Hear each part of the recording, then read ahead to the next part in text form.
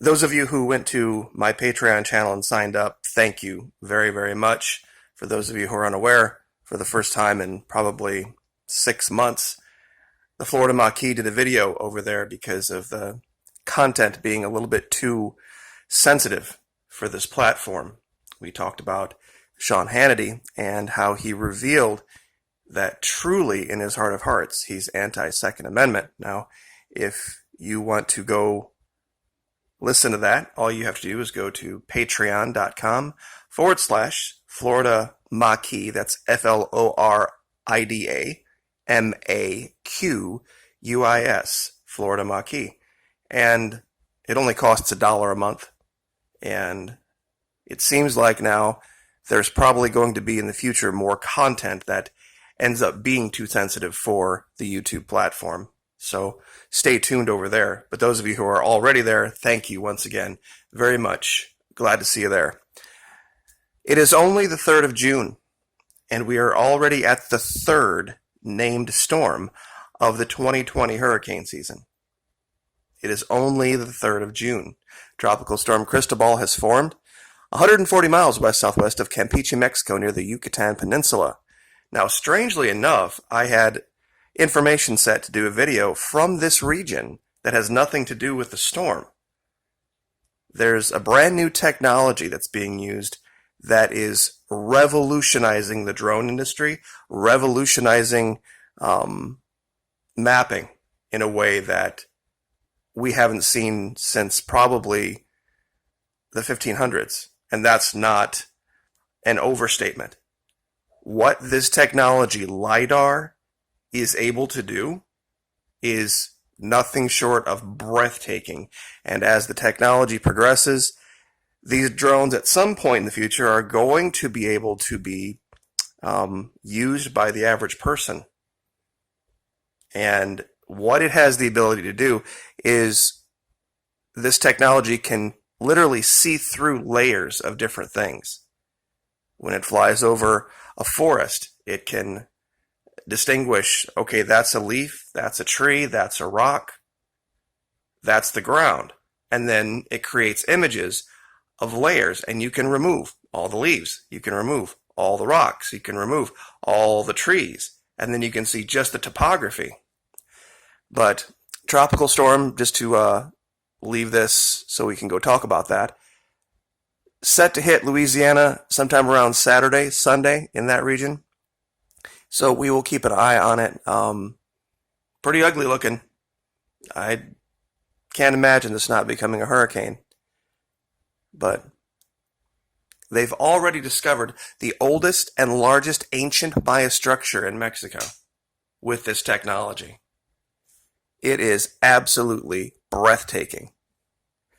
It's my opinion that in the next 50 to 100 years, the discoveries in Latin America and South America are going to dwarf anything that's been discovered in the last 150 years. The things they're going to be able to pull out of the rainforest, out of the Yucatan Peninsula, are just going to rewrite history. They already are. Aerial view of the ancient Maya, Aguada Phoenix site in Mexico's Tabasco state, with causeways and reservoirs in the front, and the main plateau in the back is seen in this image. And this is what they're talking about right here. We'll get a better image of it, but this is what it can do. This is what LiDAR can do. What you would be looking at would be a static piece of green forest using normal satellite technology. But when you can create a layer using those lasers that can detect the difference between things, and then just start to peel things off all the way down to the bedrock, you can see where these ancient sites used to be. Now, as it stands right now, these hexacopters and octocopters equipped with this stuff range on the low side $25,000, on the high side with the complete analytics suite up around $100,000. So way beyond the average person. But what we know about technology is it doesn't take very long to come down in cost. One of the biggest reasons there's not more of this, other than the cost, is that the technology is advancing so fast that systems that get bought today become quote-unquote legacy systems within 18 months, meaning that they're already outdated. And so you don't want to invest in a huge fleet of LiDAR drones that in 18 months aren't going to be able to pay themselves off. So eventually, these older drones people are going to buy, and then they're going to get rid of, and the older stuff, which is still very, very good, way better than satellite imagery today, they're going to make their way onto the market at price points that people can afford. Now here's a really, really, really good image of what you can see. Now you can't even see it over here on the right, on the left, but on the right, you see this kind of horseshoe shape? That's right here. And as you can see, they have taken away layers to show different things around this region. You can kind of see here is right here. And here and here are here and here.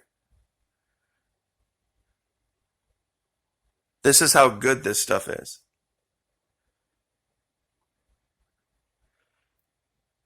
The one thing that LiDAR is having a problem with right now is water. That's one of the big issues, and it also what makes a lot of DC's advanced military tech almost useless in jungles.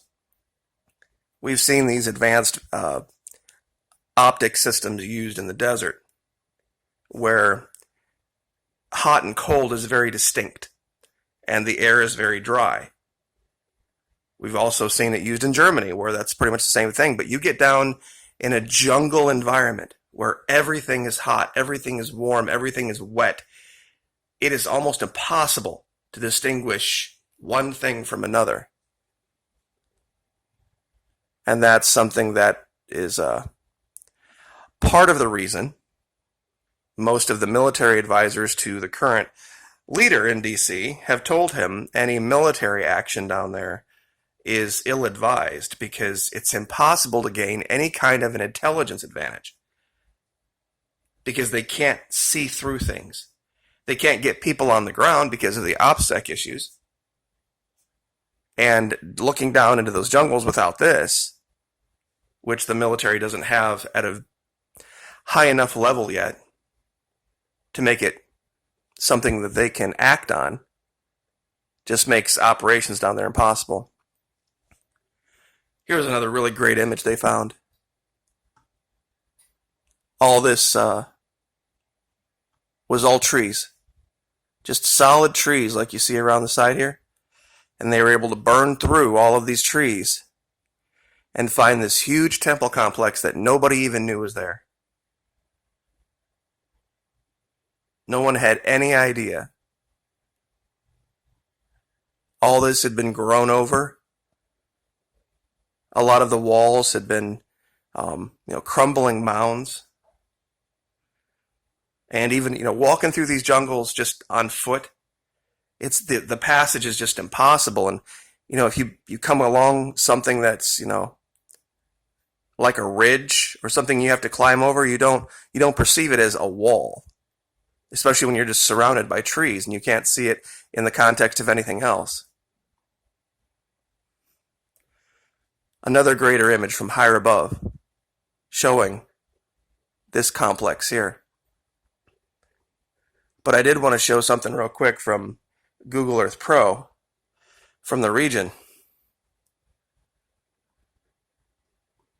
This is the kind of stuff they're able to map and uncover. This is Mexico near the Guatemalan border. You hear, all of the talk about the problems these countries face politically, but the real important stuff gets kind of pushed by the wayside. The things that they're finding. And who knows what technology might be buried down here? Who knows what important piece of history might be uncovered?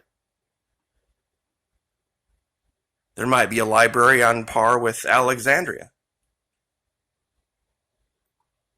That's still intact. It's just amazing the amount of forest out here that is just completely dense and overgrown and so unbelievably thick that you can't really do anything with it until you have a technology like this. This is just what it looks like, just these nondescript areas until you see an area like this and you're like, it doesn't seem like much, but who knows? You get LiDAR on something like this, and who knows what could be buried around here. And that's all it takes. And these areas that I'm showing, it's hard to put them in scale. This is thousands of square miles out here. So I will leave it there. I hope everyone's having a good week so far, in as much as it's possible. So the real controversial topics we are going to, of course, have to leave over at Patreon, and I'll give you that address again, www.patreon, that's patreon.com/Florida Maquis, and that's FLORIDAMAQUIS. So look forward to seeing you there. Like, share, subscribe, and we'll see you next time. Thank you.